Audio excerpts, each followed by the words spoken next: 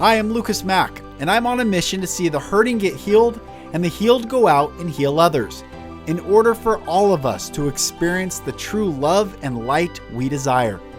This podcast is me sharing my journey with you, so you don't feel alone in your journey. Welcome to the Golden Rule Revolution.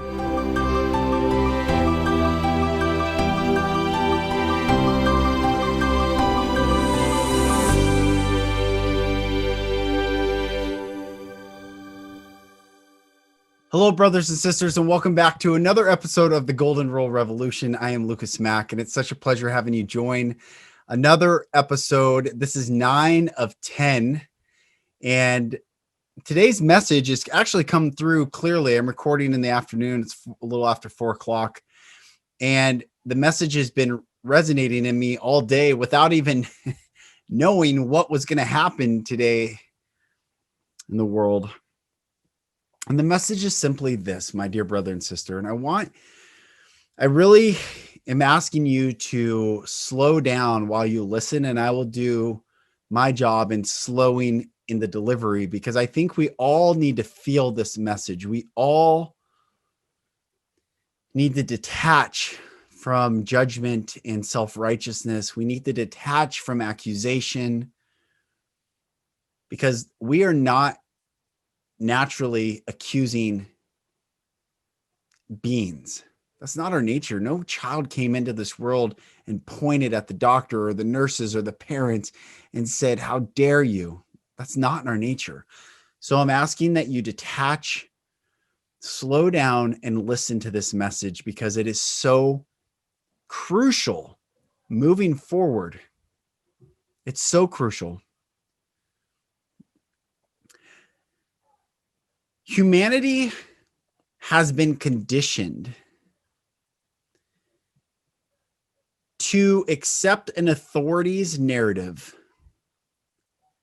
as a virtue, and the authoritarian's narrative, which has been professed as virtue,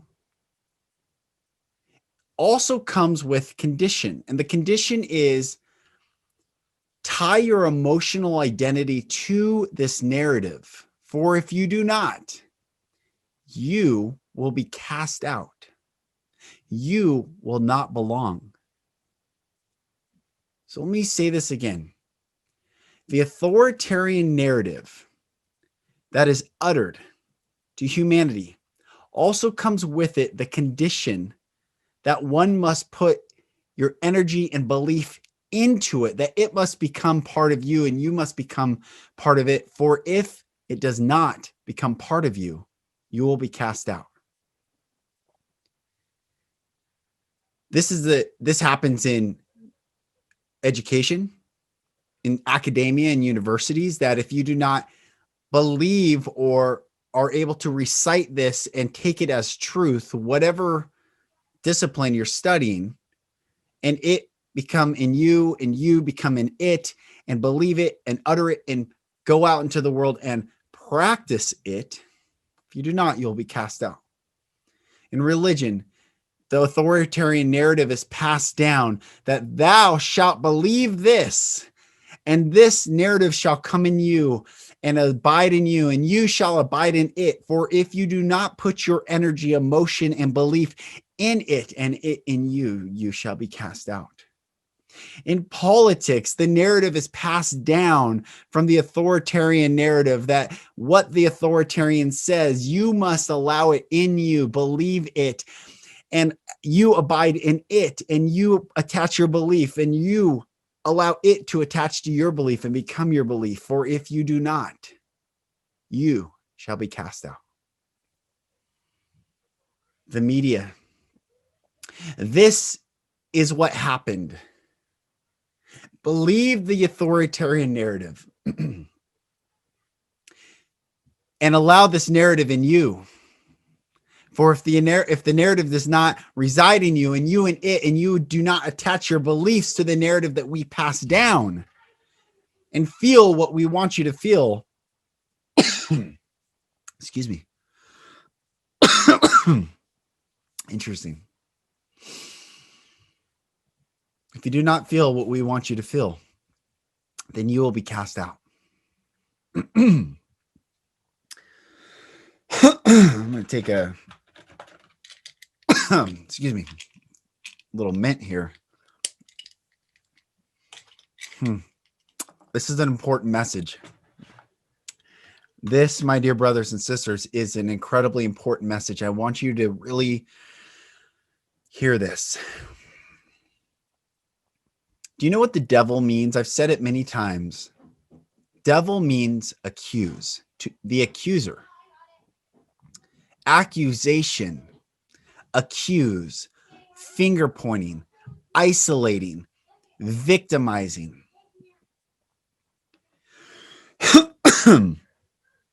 Excuse me, guys. I've said many times on this podcast that hurt people. However, healthy people heal people. If you are out intentionally wanting to accuse, you are simply just a hurt person. Scared, perhaps.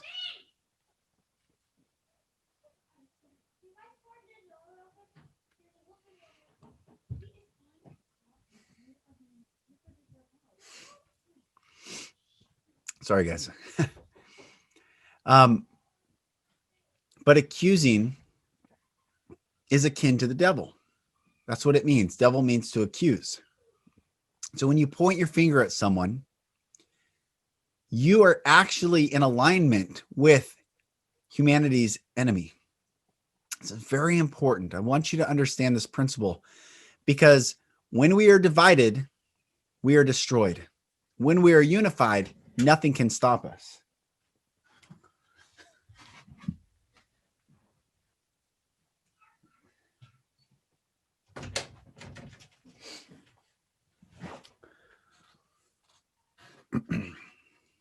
Many distractions for this message. When you are divided, you are destroyed. When we are divided, we are destroyed easily, conquered easily. Read The Art of War. Understand the strategies and tactics of warfare. Dividing is a sure way to defeat the enemy. Unified, we are unbeatable. Humanity. And humanity is facing quite a bit right now. And there's a lot of authoritarian narratives that are riling humanity up to accuse. You, they, him, her. The irony is we are all human. We are all human. Made in the image of the one infinite creator. Made in love. Made in light. Psalm says we're made a little lower than the angels, but in love and light, when we activate ourselves and realize that we are light and that we are of divine love and unconditional love, when we come back to that place inside of us, that we take authority over the angels. So there is a dimensional being that we don't see in the natural realm, this physical realm, that we were made a little lower in the physical realm. But when we come into our true essence, our true authority, our true divinity, our true purpose, we take authority over that non-seen realm and the beings that reside in that, which is where the devil, the accuser, a derivative of devil is evil. Evil is the opposite of live, reversing the letters. Do you see? The devil resides in the realm that loses authority when humanity steps into its own knowing that we are love and light. But all these authoritarian narratives, academia and education, religion, politics, and media, you cannot tell me truly I don't think anyone could say in true honesty that there is not a narrative of unification from those four disciplines of narrative distribution. Media is set up all about the antagonist and protagonist. I'm wearing a shirt right now, the hero's journey. And our purpose is to awaken to say, as the hero, I will remind all of us that we are all on the same team. We are divine. The prana that we can breathe in, our neshama that rises forth and is pure in its very essence, our incredible egos that have protected our souls. We are such divine beings when we remember and come back and detach from these narratives that want you and I to put our emotion into them and be charged by them and then act upon those emotions. My dear brother and sister, it is okay to be angry. This is the message that has been reverberating all day. It is okay to be angry. It's actually virtuous to be angry. Anger is a virtue, but it comes with conditions. Yeshua said, be angry in your being and sin not.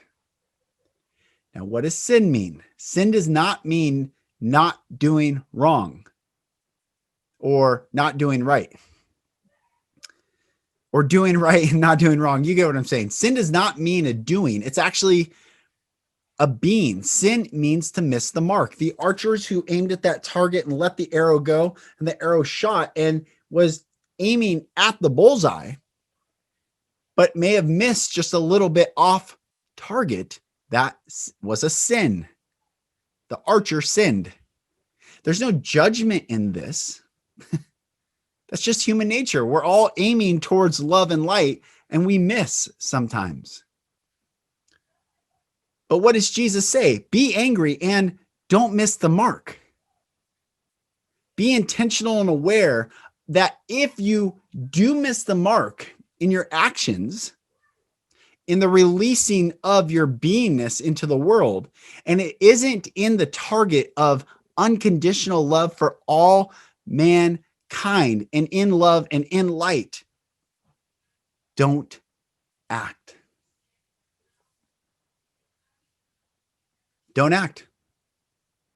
Now, I've said in a podcast recently, the most loving thing that you could do for someone going down a river and doesn't see the waterfall is to yank them out as hard as you can, even if it rips their arm out of their socket. They may look at you and be angry at you and say, why would you do that? Until they understand, thank you. You just saved me from going down a waterfall. I did not see the danger ahead.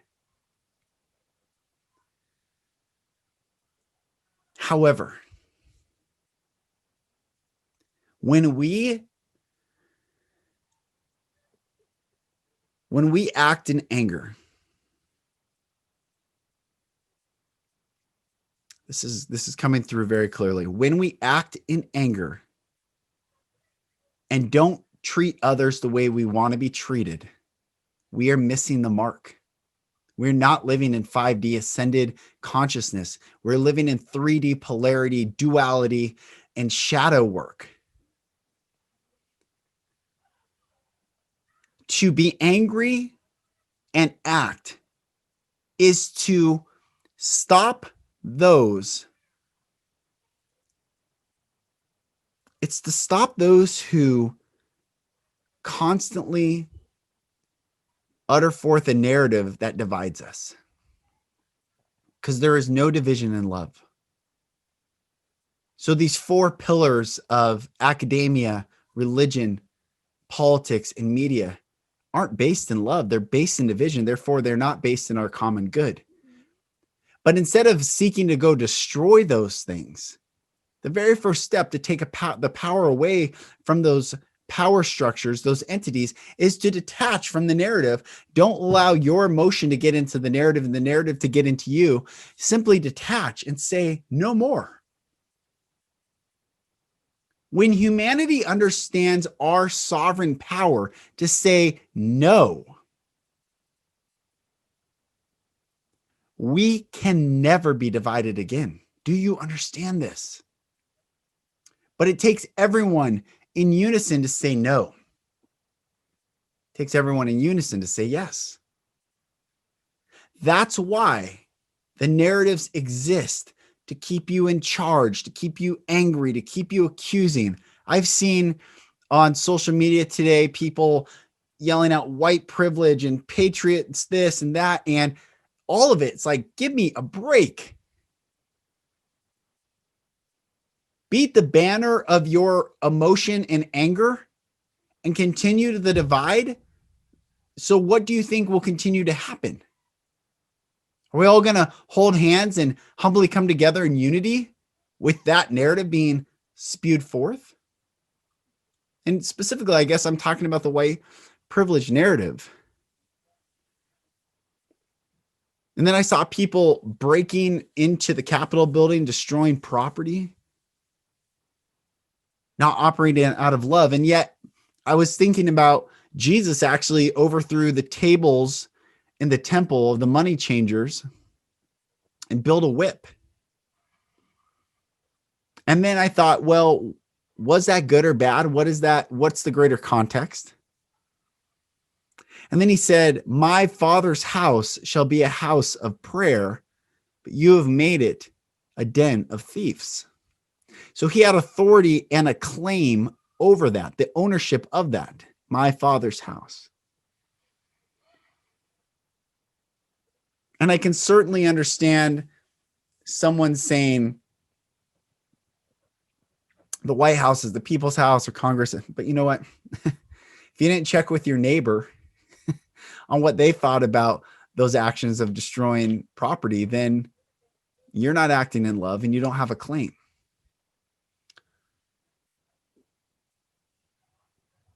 And before, I don't want to go down these rabbit holes of even talking about division right now. I'm just trying to use these examples of how easily we can attach and attach our emotion to narrative and intentionally or unintentionally be a voice for division as opposed to unity. And the unity comes when we cease and detach from the emotional charge. Because love doesn't come with that emotional charge of vengeance. Love doesn't come with that emotional charge of destroying or dividing or accusing. Love will never accuse, ever, ever, ever. In fact, love is so divine, so infinite, so great, so unconditional that in love's very presence, every individual doesn't need to hear from another person. They simply will reflect on where they are not in love and cease. And that's the old concept of repenting, stopping, turning back, going back to love and being like, whoa, I really missed the mark. And all of humanity is missing the mark in one degree or another, even I. But I am aware, and I'm trying to bring the awareness, the consciousness rising in this time for us not to get charged, but to detach and come back in love and say, where have I missed it?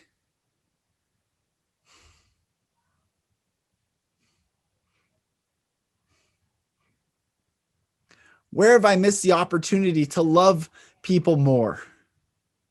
Where have I missed the opportunity to look in someone's eyes, to smile at them, to truly ask how they are doing when I pass them on the street or pass them in the grocery store? When have I missed the mark to love people more? When? And instead of constantly being in this place of judging and accusing and emotionally charged narrative and rhetoric, and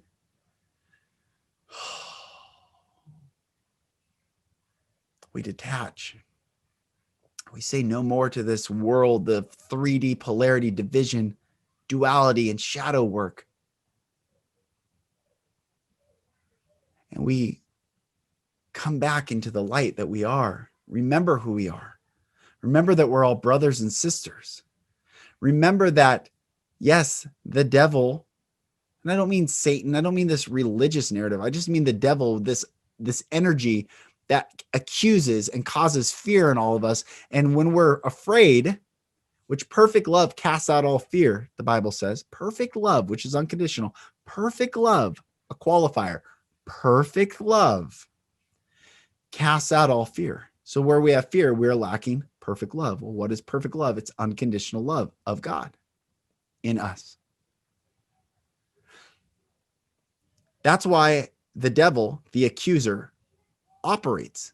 It's a gift from God because God wants us to know, are we missing his love? Then go back to the source and find love. However, when we don't have the purview and understanding that we can and get to go back to the original source of love, detach and just be in love and be in the presence of love and be more light in this world. When we don't have that purview, which is why I'm sharing this content right now, why this message is coming through so clearly, is we will stay in a 3D realm and be afraid. Accusations bring fear. Devil, his greatest weapon is fear. False evidence appearing real. Fear. Which then makes us want to grab on to others and be part of this mob. And then it becomes, you see how this works? Your mob and then their mob. You'll get a bigger mob, they'll get a bigger mob. They'll get guns, you get guns. And it always causes conflict. It always comes into division and destruction. When you're in fear, you need the masses. When you're in love, you can understand that sovereignty is an individual work, and that the more light that I shine, the more permission that you see a contrast, say, oh, I can shine more brightly, and you shine and others shine, and we all shine together in love and light. This is the fifth dimension. What is the fifth dimension? Mind, body, spirit, light, and love. All working together, love being the supreme law over the four, and love rules supreme. It is the age of the Mashiach, the Messiah, the millennial reign of Christ. Christ brings freedom. The Messiah brings freedom. Love gives truth permission to come forth, resulting in our freedom. Therefore, love is the highest consciousness, and love brings freedom. Christ consciousness is freedom consciousness. And we are free in love and light. That's just simply the message, my dear brother and sister. And I'm not going to edit these, me getting the dog out. I'm not going to edit the loudness. I'm going to keep this exactly how it is because it's exactly what it was supposed to be.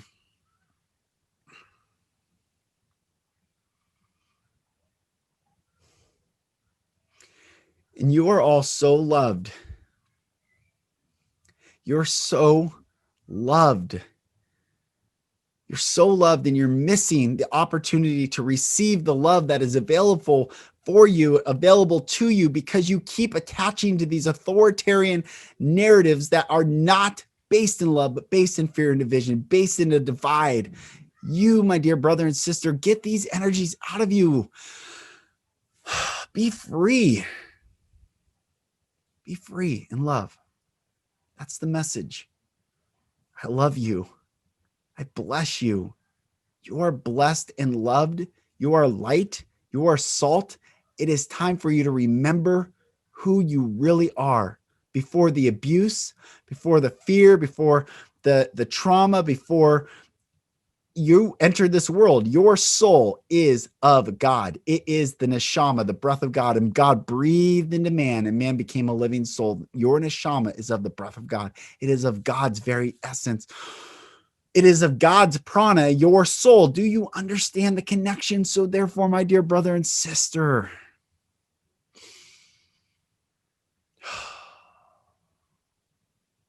detach, remember, and let's all rise in this consciousness. Let's rise in this consciousness and be aware of those that come with an authoritarian narrative that causes you to accept it, or you're out, and demands your energy be attached to it, or you're out, because that is not of God. It's not of love, because God is love and God is light, and it's not of love and light.